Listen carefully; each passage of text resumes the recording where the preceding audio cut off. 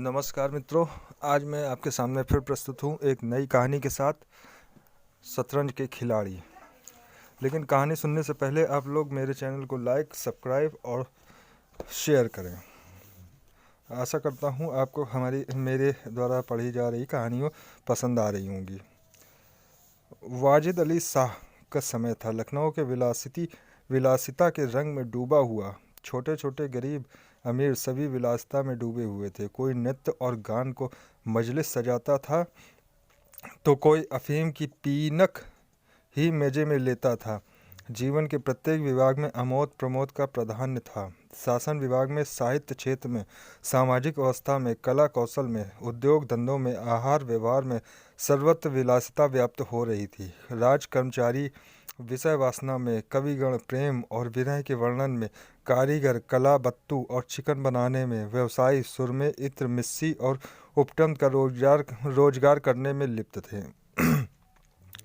सभी की आंखों में विलासिता का मद छाया हुआ था। संसार में क्या हो रहा है इसकी किसी को खबर ना थी। बटेर लड़ रहे हैं तीतरों की लड़ाई के लिए। पाली बधी जा रही है। कहीं चौसर बिछी हुई है। पौ 12 का शोर मचा हुआ है। कहीं शतरंज का घोर संग्राम छिड़ा हुआ है। राजा से लेकर रंक तक इसी धुन में मस्त थे। यहाँ तक कि फकीरों को पैसे मिलते तो वे रोटियां न लेकर अफीम खाते या मादक पीते। शतरंज ताश गंजीफा खेलने से बुद्धि तीव्र होती है, विचार शक्ति का विकास होता है, पेचीदा मसलों को सुलझाने की आदत पड़ती है। ये दलीलें जोरों के साथ पेश की जाती थीं। इस संप्रदाय के लोगों से दुनिया अब भी खाली नहीं। इसलिए अगर मिर्ज़ा सज्जाद अली और मीर रोशन अली का अपना अधिकांश समय बुद्धि तीव्र करने में व्यतीत करते थे तो किसी विचारशील पुरुष को क्या आपत्ति हो सकती है। दोनों के पास गौरूसी जागीरें थीं। जीविका की कोई चिंता न थी। घर में बैठे चखौतियाँ करते थे। आखिर और करते ही क्या। प्रातःकाल दोनों मित्र नाश्ता करके बिसात बिछाकर बैठ जाते थे। मुहरें सज जाती और लड़ाई के दांव पेच होने लगते। फिर खबर न होती कि कब दोपहर हुई, कब तीसरा पहर, कब शाम। घर के भीतर से बार बार बुलावा आता कि खाना तैयार है। यहाँ से जवाब मिलता, चलो आते हैं। दस्तरख्वान बिछाओ। यहाँ तक कि बावर्ची विवश होकर कमरे में ही खाना रख जाता और दोनों मित्र दोनों काम साथ करते। मिर्ज़ा सज्जाद अली के घर में कोई बड़ा बूढ़ा न था, इसलिए उन्हीं के दीवान खाने में बाजियां होती थीं। मगर यह बात न थी कि मिर्ज़ा के घर के और लोग इस व्यवहार से खुश हों। घर वालों का तो कहना ही क्या, मोहल्ले वाले, घर के नौकर चाकर तक नित्य द्वेषपूर्ण टिप्पणियाँ किया करते थे। बड़ा मनहूस खेल है, घर को तबाह कर देता है, खुदा न करे किसी को इसकी चाट पड़े। आदमी दीन दुनिया किसी काम का नहीं रहता, न घर का न घाट का। बूढ़ा रोग है। यहाँ तक कि मिर्ज़ा दीन दुनिया किसी काम का नहीं रहता, न घर का न घाट का। बुरा रोग है। यहाँ तक कि मिर्ज़ा की बेगम साहब को इससे इतना द्वेष था कि अवसर खोज खोज कर पति को लताड़ती थी, पर उन्हें इसका अवसर मुश्किल से मिलता था। वह सोती ही रहती थीं, तब तक बाजी बिछ जाती थी और रात को जब सो जाती थी तब कहीं मिर्ज़ा घर में आते थे। यहाँ के नौकरों पर वह अपना गुस्सा उतारती रहती थी। क्या पान मांगे हैं, कह दो आकर ले जाए। खाने की फुर्सत नहीं है, ले जाकर खाना सिर पर पटक दो। खुद खाएं चाहे कुत्ते को खिलाएं। पर रूबरू वह भी कुछ ना कह सकती थी। उनको अपने पति से उतना मलाल ना था जितना मीर साहब से। उन्होंने उनका नाम मीर बिगाड़ू रख छोड़ा था। शायद मिर्ज़ा जी अपनी सफाई देने के लिए सारा इल्ज़ाम मीर साहब ही के सिर थोप देते थे। एक दिन बेगम साहिबा के सिर में दर्द होने लगा। उन्होंने लौंडी से कहा, जाकर मिर्ज़ा साहब को बुला ला, किसी हकीम के यहाँ से दवा लाएं, दौड़ जल्दी कर। लौंडी गई तो मिर्ज़ा जी ने कहा, चल अभी आते हैं। बेगम साहब का मिजाज गर्म था। इतनी ताब कहाँ कि उनके सिर में दर्द हो और पति शतरंज खेलता रहे। चेहरा सुर्ख हो गया। लौंडी से कहा, जाकर कह अभी चलिए, नहीं तो वह आप ही हकीम के यहाँ चली जाएंगी। मिर्जा जी बड़ी दिलचस्प बाजी खेल रहे थे। 2 ही किस्तों में मीर साहब को की मात हुई जाती थी। झुंझला कर बोले, क्या ऐसा दम लबों पर है, जरा सब्र नहीं होता? मीर, अरे तो जाकर सुन ही आइए ना, औरतें नाजुक मिजाज होती ही हैं। मिर्जा, जी हाँ, चला क्यों ना जाऊं, 2 किस्तों में आपकी मात होती है। मीर, जनाब इस भरोसे ना रहिएगा, वह चाल सोची है कि आपके मुहरे धरे रहें और मात हो जाए। ये पर जाइए सुन आइए, क्यों खामखा उनका दिल दुखाइएगा। मिर्जा, इसी बात पर मात ही करके जाऊंगा। मीर, मैं खेलूंगा ही नहीं, आप जाकर सुन आइए। मिर्जा, अरे यार जाना पड़ेगा हकीम के यहाँ, सिर दर्द खाक नहीं, मुझे परेशान करने का बहाना है। मीर, कुछ भी हो उनकी खातिर तो करनी ही पड़ेगी। मिर्जा, अच्छा एक चाल और चल लूँ? मीर, हरगिज नहीं, जब तक आप सुन ना आएंगे मैं मुहरे में हाथ ही न लगाऊंगा। मिर्जा साहब मजबूर होकर अंदर गए तो बेगम साहब ने त्योरियां बदल कर लेकिन कराहते हुए कहा, तुम्हें निगोड़ी शतरंज इतनी प्यारी है, चाहे कोई मर ही जाए पर उठने का नाम ही नहीं लेते हो। नौज कोई तुम जैसा आदमी हो। मिर्जा, क्या कहूँ, मीर साहब मानते ही न थे, बड़ी मुश्किल से पीछा छुड़ा कर आया हूँ। बेगम, क्या जैसे वह खुद निखट्टू हैं वैसे ही सबको समझते हैं, उनके भी तो बाल बच्चे हैं, या सबका सफाया कर डाला। मिर्जा, बड़ा लती आदमी है, जब आ जाता है तब मजबूर होकर मुझे भी खेलना पड़ता है। बेगम, दुत्कार क्यों नहीं देते? मिर्जा, बराबर के आदमी हैं, उम्र में दर्जे में मुझसे 2 अंगुल ऊंचे हैं, मुलाहिजा करना ही पड़ता है। बेगम, तो मैं ही दुत्कार देती हूँ, नाराज हो जाएंगे हो जाएं, कौन किसी की रोटियां चला देता है, रानी रूठेगी अपना सुहाग लेगी। हरिया, जा बाहर से शतरंज उठा ला, मीर साहब से कहना मियाँ अब न खेलेंगे, आप तशरीफ ले जाइए। मिर्जा, हाँ हाँ, कहीं ऐसा गजब भी ना करना, जलील करना चाहती हो क्या? ठहरिए हरिया, कहाँ कहाँ जाती है? बेगम, जाने क्यों नहीं देते, मेरा ही खून पिए, जो उसे रोके, अच्छा उसे रोका, मुझे रोको तो जानूं। यह कहकर बेगम साहिबा झल्लाई हुई दीवान खाने की तरफ चली। मिर्जा बेचारे रंग उड़ गया, बीवी की मिन्नतें करने लगे, खुदा के लिए तुम्हें हजरत हुसैन की कसम है, मेरी ही मैयत देखे जो उधर जाए। लेकिन बेगम ने एक न मानी, दीवान खाने के द्वार तक गई, पर एकाएक पुरुष के सामने आते हुए हाथ पांव बंद से गए। भीतर झांका, सहयोग से कमरा खाली था। मीर साहब ने 2 एक मोहरे इधर उधर कर दिए थे और अपनी सफाई जताने के लिए बाहर टहल रहे थे। फिर क्या था, बेगम ने अंदर पहुंचकर बाजी उलट दी, मोहरे कुछ तख्त के नीचे फेंक दिए, कुछ बाहर, और किवाड़ अंदर से बंद करके कुंडी लगा दी। मीर साहब दरवाजे पर तो थे ही, मोहरे बाहर फेंके जाते देखे, चूड़ियों की खनक भी कान में पड़ी। फिर दरवाज़ा बंद हुआ तो समझ गए बेगम साहिबा बिगड़ गईं, चुपके से घर की राह ली। मिर्जा ने कहा, तुमने गजब किया बेगम, अब मीर साहब इधर आए तो बड़े बड़े निकलवा दूंगी। इतनी लो खुदा से लगाते तो वली हो जाते। आप तो शतरंज खेले हैं और मैं यहाँ चूल्हे चक्की की फिक्र में सिर खपाऊं। जाते हो हकीम साहब के यहाँ कि अब भी तामुल है? मिर्जा घर से निकले तो हकीम के घर जाने के बदले मीर साहब के घर पहुँचे और सारा वृत्तांत कहा। मीर साहब बोले, मैंने तो जब मुहरे बाहर आते देखे तभी ताड़ गया, फौरन भागा, वही गुस्सेवर मालूम होती हैं, मगर आपने उन्हें क्यों सिर चढ़ा रखा है, यह मुनासिब नहीं। उन्हें इससे क्या मतलब कि आप बाहर क्या करते हैं, घर का इंतजाम करना उनका काम है, दूसरी बातों से उन्हें क्या सरोकार।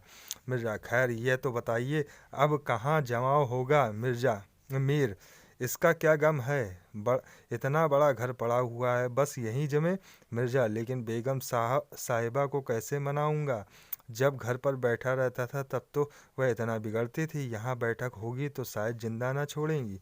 मीर, अजीब बकने भी दीजिए, 2-4 रोज में आप ही ठीक हो जाएंगी। हाँ, आप इतना कीजिए कि आज से जरा तन जाइए। मीर साहब, कि बेगम किसी अज्ञात कारण से मीर साहब का घर से दूर रहना ही उपयुक्त समझती थी, इसलिए वह उनके शतरंज प्रेम की कभी आलोचना न करती थी, बल्कि कभी कभी मीर साहब को देर हो जाती तो याद दिला देती। इन कारणों से मीर साहब को भ्रम हो गया था कि मेरी स्त्री अत्यंत विनयशील और गंभीर है। लेकिन जब दीवान खाने में बिसात बिछने लगी और मीर साहब दिन भर घर में रहने लगे तो बेगम साहिबा को बड़ा कष्ट होने लगा। उनकी स्वाधीनता में बाधा पड़ गई। दिन भर दरवाजे पर झांकने को तरस जाती। उधर नौकरों में भी कानाफूसी होने लगी। अब तक दिन भर पड़े पड़े मक्खियाँ मारा करते थे। घर में कोई आए कोई जाए, उनसे कुछ मतलब न था। अब आठों पहर की धौंस हो गई है। कभी पान लाने का हुक्म होता है, कभी मिठाई का, और हुक्का तो किसी प्रेमी के हृदय की भांति नित्य जलता ही रहता है। वे बेगम साहिबा से जाकर कहते, हुजूर मियाँ की शतरंज तो हमारे जी का जंजाल हो गई। दिन भर दौड़ते दौड़ते पैरों में छाले पड़ गए हैं। यह भी कोई खेल है कि सुबह को बैठे तो शाम कर दी। घड़ी आध घड़ी दिल बहलाव के लिए खेल खेलना बहुत है। खैर, हमें तो कोई शिकायत नहीं, हुजूर के गुलाम हैं, जो हुक्म होगा बजा ही लाएंगे। मगर यह खेल मनहूस है। इसका खेलने वाला कभी पनपता नहीं। घर पर कोई न कोई आफत जरूर आती है। यहाँ तक कि एक के पीछे मोहल्ले के मोहल्ले तबाह होते देखे गए हैं। सारे मोहल्ले में यही चर्चा होती रहती है कि हुजूर का नमक खाते हैं। अपने आका की बुराई सुन सुनकर रंज होता है, मगर क्या करें। इस पर बेगम साहिबा कहती हैं, मैं तो खुद इसको पसंद नहीं करती, पर वह किसी को सुनते ही नहीं। क्या किया जाए। मोहल्ले में भी जो दो चार पुराने जमाने के लोग थे, आपस में भांति भांति के अमंगल की कल्पनाएं करने लगे। अब खैरियत नहीं। अब हमारे रईसों का यह हाल है तो मुल्क का खुदा ही हाफिज है। यह बादशाहत शतरंज के हाथों तबाह होगी। आसार बुरे हैं। राज्य में हाहाकार मचा हुआ था। प्रजा दिन ताड़े लूटी जाती थी। कोई फरियाद सुनने वाला न था। देहातों की सारी दौलत लखनऊ में खिंची आती थी और यह वेश्याओं में, भाड़ों में और विलासिता के अन्य अंगों की पूर्ति में उड़ जाती। अंग्रेज कंपनी का ऋण दिन ब दिन बढ़ता जाता था। कमली दिन दिन भर भीग कर भारी होती जाती थी। देश में सुव्यवस्था न होने के कारण वार्षिक कर भी वसूल न होता था। रेजिडेंट बार बार चेतावनी देता था, पर यहाँ तो लोग विलासिता के नशे में चूर थे। किसी के कानों में जूं न रेंगती थी। खैर, मीर साहब के दीवान खाने में शतरंज होते ही कई महीने गुजर गए। नए नए नक्शे हल किए जाते, नए नए किले बनाए जाते, नित्य नई व्यूह रचना होती। कभी कभी खेलते खेलते झौड़ हो जाती, तू मैं तक की नौबत आ जाती, पर शीघ्र ही दोनों मित्र में मेल हो जाता। कभी कभी ऐसा भी होता कि बाजी उठा दी जाती। मिर्जा जी रूठ कर अपने घर चले जाते। मीर साहब अपने घर में जा बैठते, पर रात भर की निद्रा के साथ सारा मनोमालिन्य शांत हो जाता। प्रातःकाल दोनों मित्र दीवान खाने में आ पहुँचते। एक दिन दोनों मित्र बैठे हुए शतरंज की दलदल में गोते खा रहे थे। इतने में घोड़े पर सवार एक बादशाही फौज का अफसर मीर साहब का नाम पूछता हुआ आ पहुंचा। मीर साहब के होश उड़ गए। यह क्या बला सिर आई। यह तलबी किस लिए हुई। अब खैरियत नहीं नजर आती। घर के दरवाजे बंद कर लिए। नौकरों से बोले, कह दो घर में नहीं है। सवार, घर में नहीं है तो कहाँ है। नौकर, यह मैं नहीं जानता, क्या काम है। सवार, काम तुझे क्या बताऊं हुजूर। मैं तलबी है, शायद फौज के लिए कुछ सिपाही मांगे गए हैं। जागीरदार हैं, दिल लगी। मोर्चे पर जाना पड़ेगा तो आटे दाल का भाव मालूम हो जाएगा। नौकर, अच्छा तो जाइए, कह दिया जाएगा। सवार, कहने की बात नहीं, मैं कल खुद आऊँगा, साथ ले जाने का हुक्म है। सवार चला गया। मीर साहब की आत्मा कांप उठी। मिर्जा जी से बोले, कहिए जनाब, अब क्या होगा। मिर्जा, बड़ी मुसीबत है, कहीं मेरी तलबी भी ना हो। मीर, कमबख्त कल फिर आने को कह गया है। मिर्जा, आफत है और क्या, कहीं मोर्चे पर जाना पड़ा तो बेमौत मरे। मीर, बस यही एक तदबीर है कि घर पर मिलो ही नहीं। घर से गोमती पर कहीं वीराने में नक्शा जमे, वहाँ किसे खबर होगी। हजरत आकर आप लौट जाएंगे। मिर्जा, वल्लाह आपको खूब सूझी, इसके सिवाय और कोई तदबीर ही नहीं। उधर मीर साहब को बेगम उस सवार से कह रही थी, तुमने खूब धता बताया, उसने जवाब दिया। ऐसे गावदियों को तो चुटकियों पर नचाता हूँ, इनकी सारी अक्ल और हिम्मत तो शतरंज ने चर ली है, अब भूल कर भी घर पर ना रहेंगे। दूसरे दिन से दोनों मित्र मुंह अंधेरे घर से निकल खड़े हुए। बगल में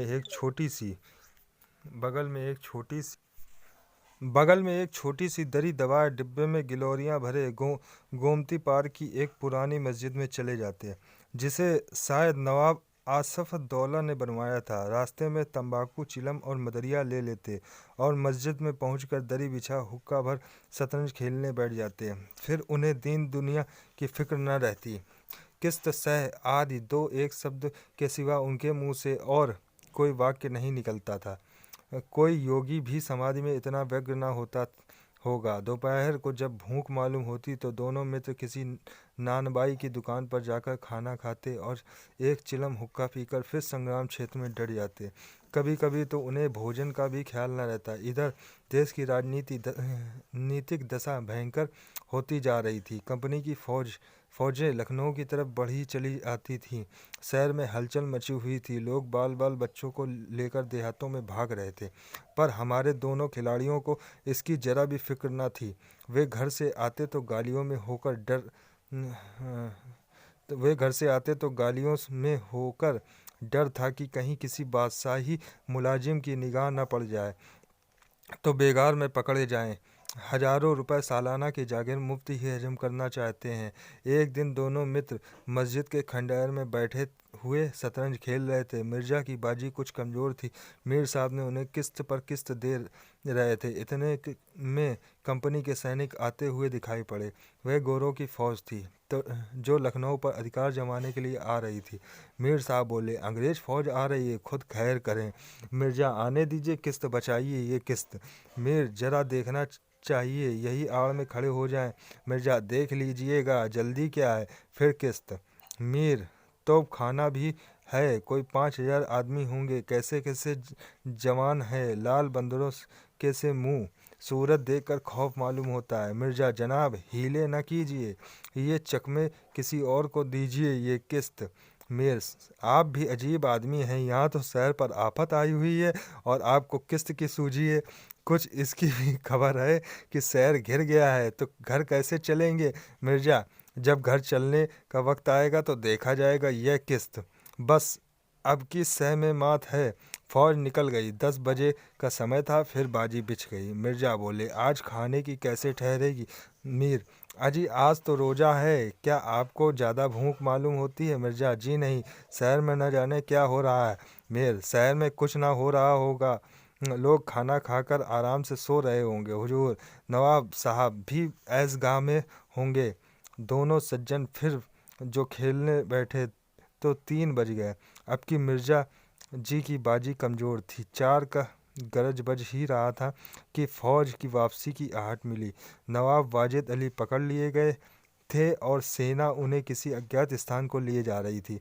शहर में ना कोई हलचल थी, ना मार काट, एक बूंद भी खून नहीं गिरा था। आज तक किसी स्वाधीन देश के राजा की पराजय इतनी शांति से, इस तरह खून बहे बिना ना हुई होगी।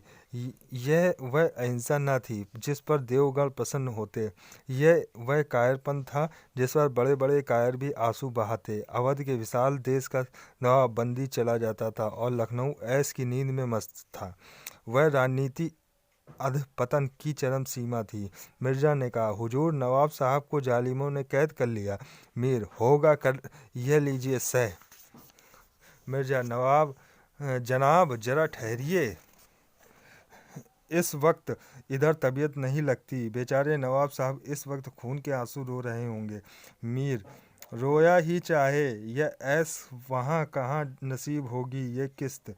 मिर्जा, किसी दिन एक बराबर नहीं जाते, कितनी दर्दनाक हालत है। मीर, हाँ सो तो है ही, ये लो फिर किस्त। बस अब की किस्त में मात है, बच नहीं सकते।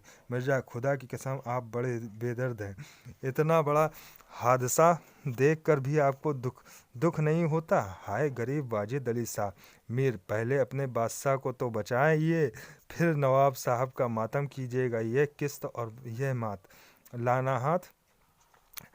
बादशाह को लिए हुए सेना सामने से निकल गई। उनके जाते ही मिर्जा ने फिर बाजी बिछा दी। हार की चोट बुरी होती है। मीर ने कहा, जाइए, आइए नवाब साहब, मातम में एक मरसिया कह डालें। लेकिन मिर्जा की राजभक्ति अपनी हार के साथ लुप्त हो चुकी थी। वह हार का बदला चुकाने के अधीर हो रहे थे। शाम हो गई। खंडहर में चमगादड़ों ने चीखना शुरू किया। आबाबीले आकर अपने अपने घोंसले में चिमटी, पर दोनों खिलाड़ी डटे हुए थे, मानो दो खून के प्यासे सूरमा आपस में लड़ रहे हो। मिर्जा जी 3 बाजियां लगातार हार चुके थे। इस चौथी बाजी का रंग भी अच्छा न था। वह बार बार जीतने का दृढ़ निश्चय करके संभल कर खेलते थे, लेकिन एक चाल ऐसी बेढब पड़ती थी कि जिससे बाजी खराब हो जाती थी।